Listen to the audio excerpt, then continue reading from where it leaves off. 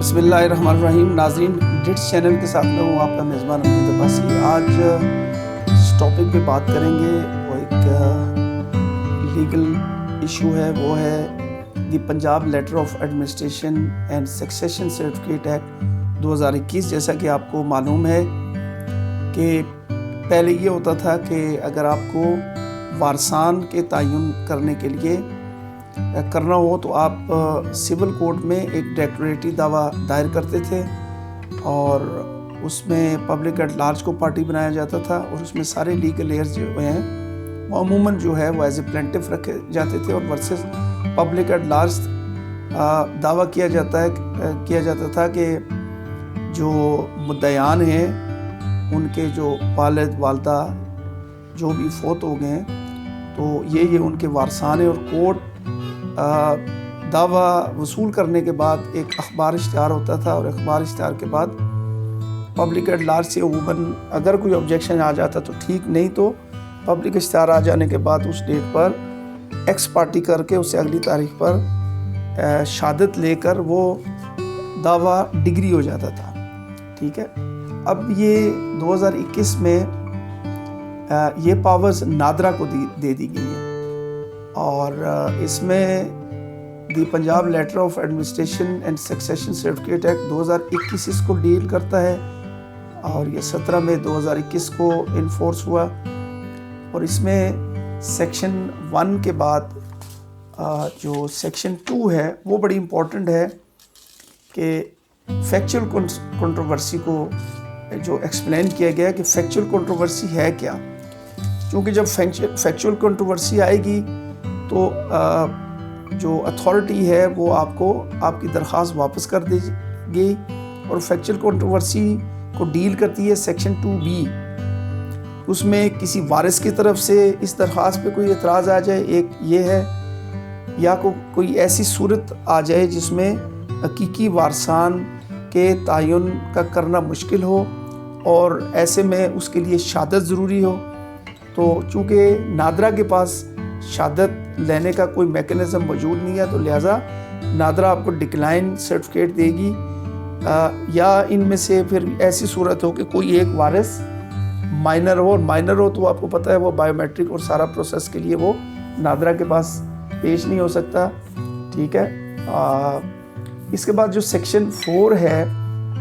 اس act کی، اس کے تحت جو فیسیلیٹیشن یونٹ ہے وہ بنائے جائیں گے، مختلف ان کے مراکز ہوں گے. ٹھیک ہے، اور ان سکسیشن فیسیلیٹیشن یونٹ کا کام یہ ہے کہ وہ سکسیشن سرٹیفکیٹ کے لیے دائر کی گئی درخواستیں وصول کریں گے. اور اس سے آگے ان کی ذمہ داریوں میں یہ ہے،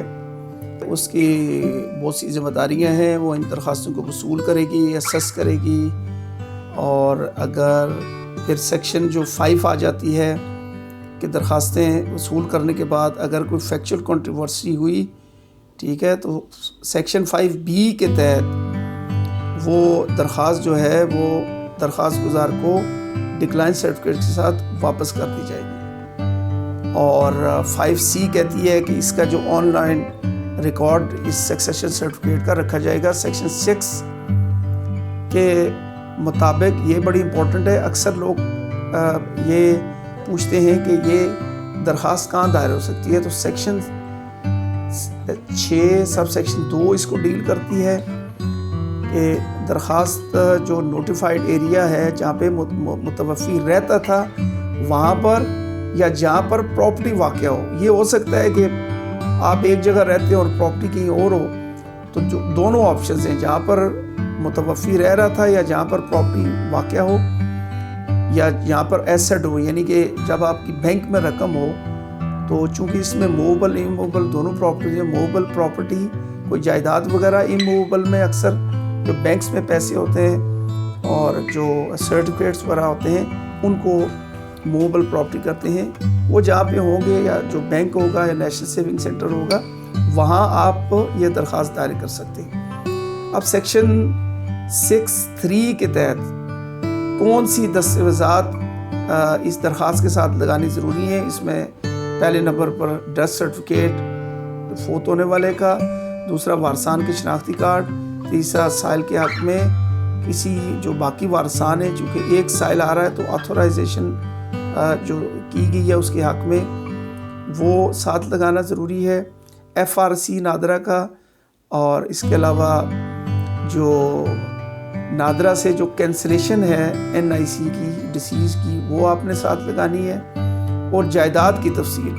جائیداد ایک جگہ ہو یا 2 جگہ ہو اس کی مکمل تفصیل، اور اس میں ایک پروفارما آپ کو دیا جاتا ہے نادرا کی طرف سے، اس میں کالمز بنے ہوتے ہیں اور ہر جو وارث ہے اس کا جتنا شیئر بنتا ہے اس جائیداد میں وہ آپ اس فارم میں لکھیں گے۔ یہ ایک کٹھن کام ہے، اس کے لیے پھر آپ کو کسی نہ کسی وکیل کی یا کسی ایکسپرٹ کی جو کہ ان جو حصص نکال سکے شرعی، اس کی ضرورت پڑے گی، اور اگر یہ بینک میں پیسے ہیں تو اس میں بینک سٹیٹمنٹ آپ کو چاہیے ہوگی۔ اس کے بعد سیکشن 6 سب سیکشن 4 درخواست وصول ہونے کے بعد اتھارٹی ایک انگلش یا ایک اردو اخبار میں اشتہار دے گی، اور اشتہار دینے کے بعد 14 دن انتظار کیا جائے گا، اور اگر کسی قسم کا کوئی آبجیکشن نہیں آتا تو اس کے بعد بائیو میٹرک ویریفیکیشن کا پروسیس شروع ہو جائے گا، اور اگر اس دوران کسی جو وارثان میں سے کوئی ایک ہے یا 2 ہیں یا 3 ہیں ان کی ویریفیکیشن نہیں ہو رہی تو ان کو اتھارٹی ان پرسن بھی بلا سکتی ہے، وہ سیکشن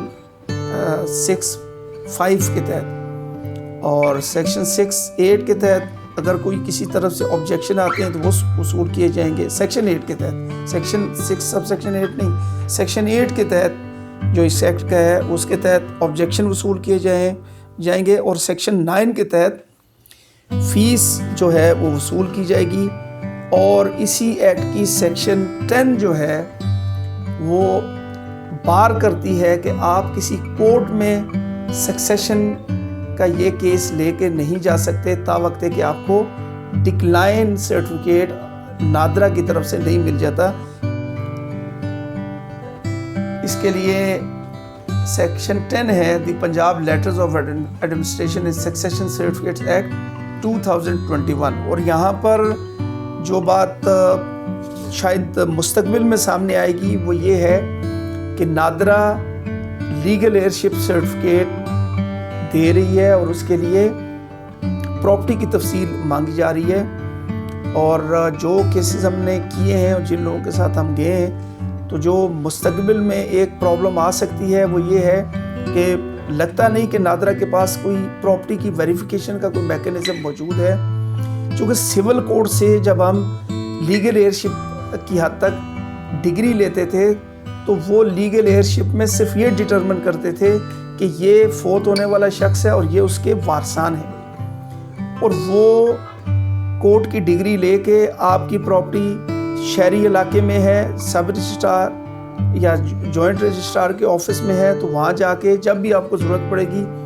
آگے ٹرانزیکشن کرنی ہوگی تو یہ کورٹ کی ڈگری ہم ساتھ رکھتے تھے، اور وہاں سے وہ اتھارٹی جہاں پر وہ پراپرٹی رجسٹرڈ تھی، چاہے وہ بے نامہ ہے، ابا نامہ ہے،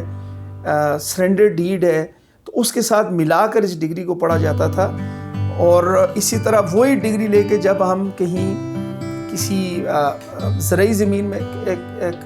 میں ٹرانسفر کروانے کے لیے جاتے تھے تو تحصیلدار کے پاس جاتے تھے تو یہ ڈگری دکھاتے تھے، تو وہ کورٹ کی ڈگری دیکھتا تھا، اس میں دیکھتا تھا کہ فوت ہونے والا شخص یہ ہے اور یہ اس کے وارثان ہیں، جو کورٹ نے ڈگری دے دی ہے اور ڈٹرمن کر دیا ہے کہ یہ وارثان ہیں، ٹھیک ہے۔ تو ان کے لیے آسانی تھی،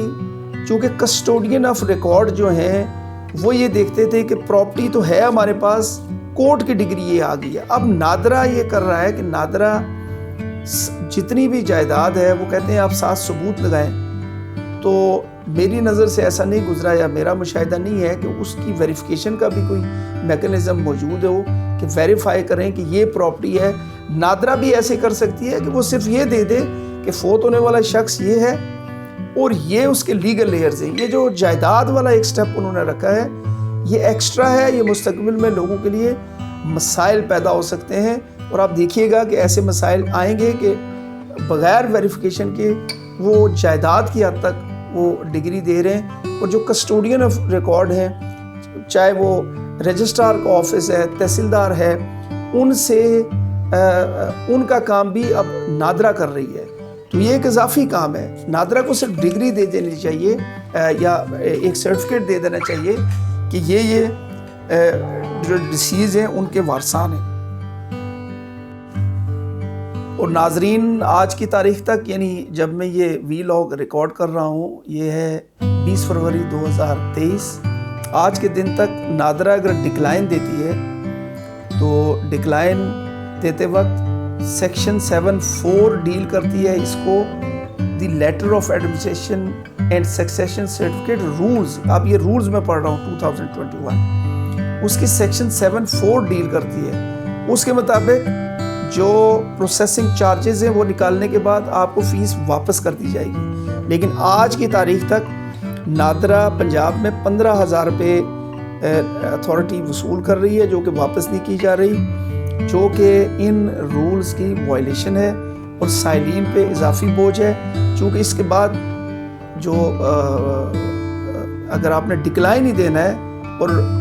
ایک سائل نے وہ ڈکلائن سرٹیفکیٹ لے کے کورٹ میں دعویٰ دائر کرنا ہے، تو وہاں بھی ظاہری بات ہے کہ وکلا کی فیس علیحدہ ہوگی اور اس کے علاوہ چارجز ہوتے ہیں. تو یہ ایک اضافی بوجھ ہے سائلین پہ. اتھارٹیز کو اس بابت کوئی عملی اقدامات اٹھانے ہوں گے تاکہ اگر ڈکلائن سرٹیفکیٹ ہی دینا ہو تو سائلین سے وہ فیس نہ لی جائے. اجازت چاہتا ہوں. اللہ حافظ.